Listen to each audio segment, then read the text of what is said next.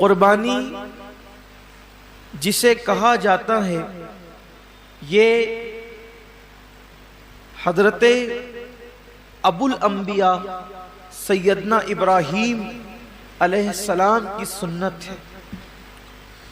ویسے تو جب سے اللہ تعالیٰ نے حضرت انسان کو پیدا کیا ہے اسی دن سے قربانی کا سلسلہ ہے۔ السلام علیکم ورحمۃ اللہ تعالی وبرکاتہ۔ امید ہے آپ سب خیریت سے ہوں گے۔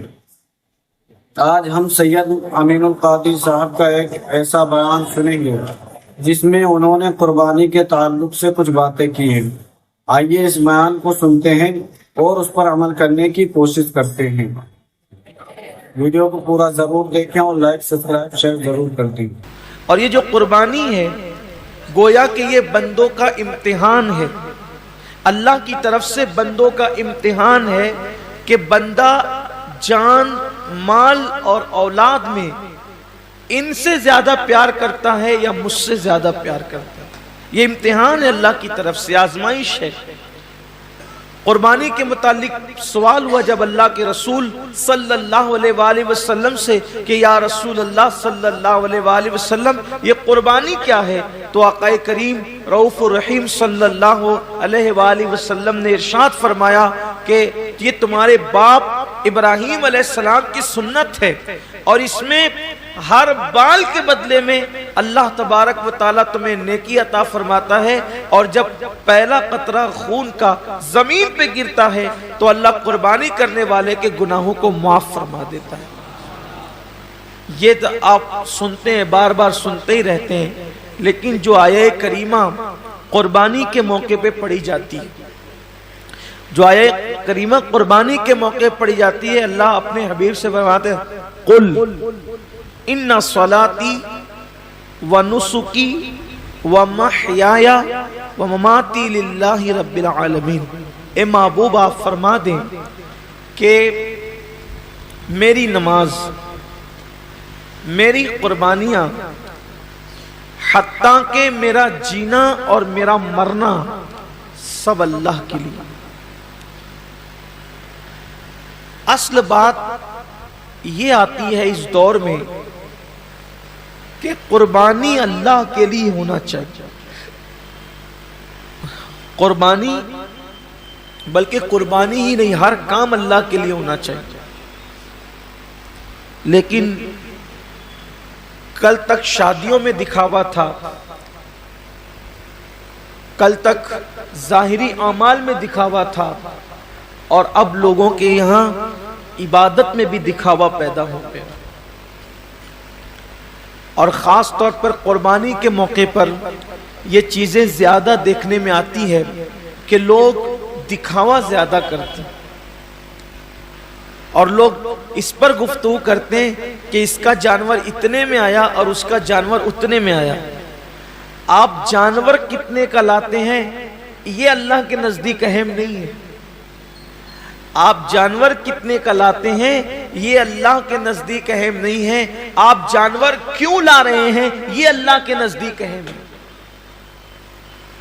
اس لیے کہ حدیث پاک میں آتا ہے کہ قیامت کے دن جب انسان کے اعمال کا دفاتر لے کر فرشتے اللہ کی بارگاہ میں پہنچیں گے تو ان کی نیکیاں بہت ساری ہوگی، اور فرشتے پیش کریں گے اللہ یہ کتنی نیکیاں لے کر کے آیا ہے؟ اللہ فرمائے گا فرشتوں تم نے صرف نیکی لکھی ہے کہ اس نے نیکی کی ہے، تمہاری نظر نیکی پر ہے، میری نظر نیکی کیوں کی ہے اس پر ہے، کیونکہ وہ علیم بذات الصدور ہے، وہ علیم و خبیر ہے۔ اللہ فرماتے ہیں کہ اس نے کیا کیوں ہے، اس پر میری نظر ہے۔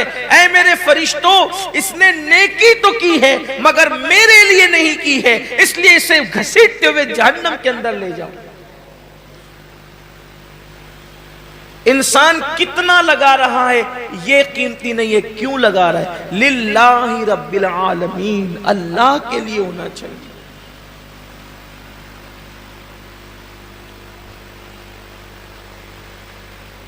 ایک مقام پر قرآن کہتا ہے کہ اللہ کے بارگاہ میں تمہارا خون اور گوشت نہیں پہنچتا قربانی کا۔ سورہ حج میں اللہ کا ارشاد ہے کہ تمہارا गोश्त और खून अल्लाह तक नहीं पहुंचता, अल्लाह तक तो तुम्हारी दिलों की नियतें पहुंचती है, तुम्हारे दिलों का तकवा पहुंचता है। मेरे प्यारे आका सल्लल्लाहु अलैहि वसल्लम के प्यारे दीवानों, आजकल कुर्बानी इल्ला माशाअल्लाह इसलिए भी लोग करते हैं कि गोश्त खाने मिलेगा।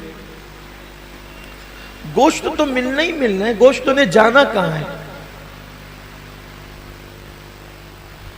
गोश्त जाएगा कहां, गोश्त तो खाने, लेकिन नीयत तो अच्छी करो। हमारे बुजुर्गों ने फरमाया कि आमाल सीखने से पहले आमाल की नीयत सीखा करो, इसलिए कि मोमिन की नीयत उसके अमल से अफजल है। नियतुल मोमिन खैरुम मिन अमलिही, मोमिन की नीयत उसके अमल से अफजल है। आपने कभी सोचा कि एक काफिर 20 साल कुफ्र कर रहा है, फिर भी वो क़यामत तक जहन्नम में, 20 साल ही नहीं बल्कि साल भर भी कुफ्र करे तो भी जहन्नम में,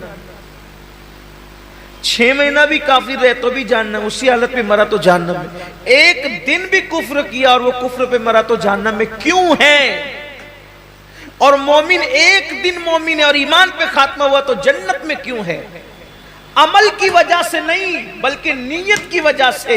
काफिर कुफ्र पर इसलिए मरा कि जब तक जिंदा रहता कुफ्र पर रहता, इसलिए हमेशा जहन्नम में नीयत की वजह से। और मोमिन जन्नत में इसलिए है कि जब तक दुनिया में रहता ईमान पर रहता, ईमान पर रहने की नीयत उसको हमेशा जन्नत में रख रही है।